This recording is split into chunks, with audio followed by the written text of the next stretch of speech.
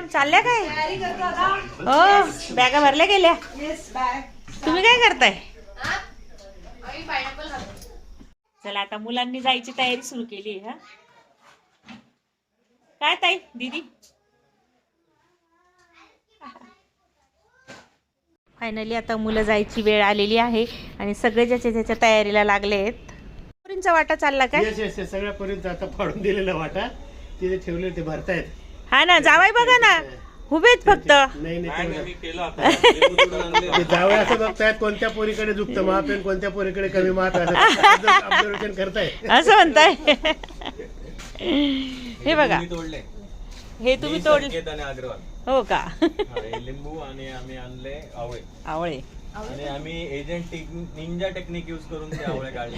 Ninja technique ने Ninja technique होते अगरवालांची Ninja technique. खरंच चढले. आपली कुठे ठेवली आकडी कुठे ते खूप ठिसूळ असतं ते झाड. मी कसं इथून सगळ्या मुलांना ना चिखल ओळून सगळं तयार करून देत असते. आवळा कॅन्डी आवळ्याचं लोणचं.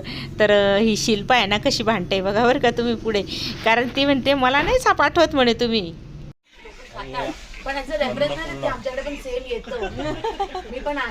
हे बघा कशी भांडते प्रज्ञा. सगळ्याजणी जो तो ज्याची त्याची बॅग भरत होतं बरं का इथे. हा भाजीपाला त्यांना खूप आवडला. गेले परत कांदे आणायला.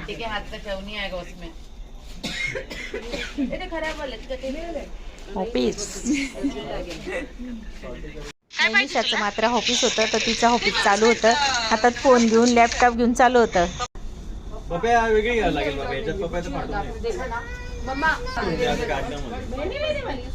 सगळे म्हटले की रात्री आता घरी स्वयंपाक नाही करायचा आपण ना जेवायला जाऊया. तर मग आता आम्ही साईकार ढाब्यावर जेवायला चाललेलो आहे. आणि आता म्हणतो आवर गाजी लावू. सगळे चालले या या. हॅलो आम्ही आलोय महादेव मंदिरात साईकार ढाब्याच्या इथे. अंधारात दिसतंय आता आलं उजेड. आता मी फायनल दिसली. माझ्या नातू बघा केवढा झाला माझा. हा बघा माझा नातू तुमच्यापेक्षा उंच. मी नेहमी म्हणते ना माझ्या नातूसाठी हा बघा. आणि तो छोटा बघा कसं तुम्हाला हाय बाय करायचा ना. आणि रिदू त्याला तर तुम्हाला माहितीच आहे तो कसा आहे.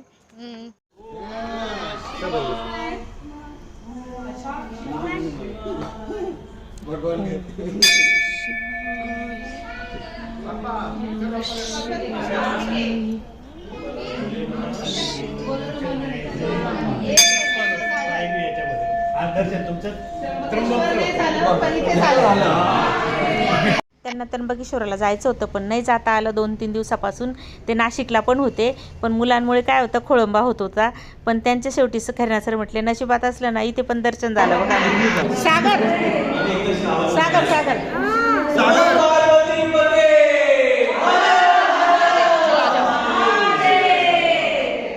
हर हर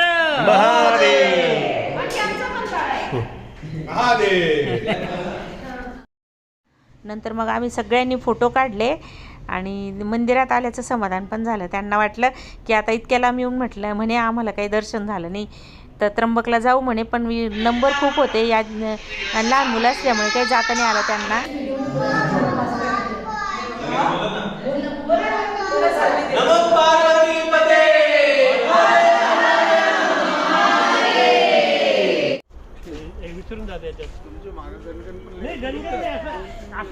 इथे म्हशींचा गोठा आहे आणि इथलंच दूध दही तूप ह्याच म्हशींच्या दुधापासून केलं जातं. आणि ह्या हॉटेलमध्ये ना सर्व तेच पुरवलं जातं. खूप छान असं म्हणजे अगदी ओरिजिनल असं सगळं मिळतं. त्यामुळे ह्या हॉटेलला खूप गर्दी असते बरं का. आणि आता आपला हा छोटा बाबू बघा कसा करतोय. खोड्या केल्या जरा कसा. छान असं जेवणाची ऑर्डर केली आणि यांना सगळ्यांना ना पुरणपोळी खूप आवडली होती. सगळे वाट बघताय जेवणाची. भूक लागली भूक लागली भूक लागली भूक लागली.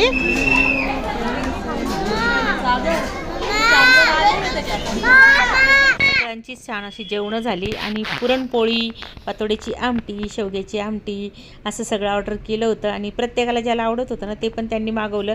पुरणपोळी मात्र आमच्या ह्या 3 मुलींना आलेलींना सगळ्यांना आवडली खूप.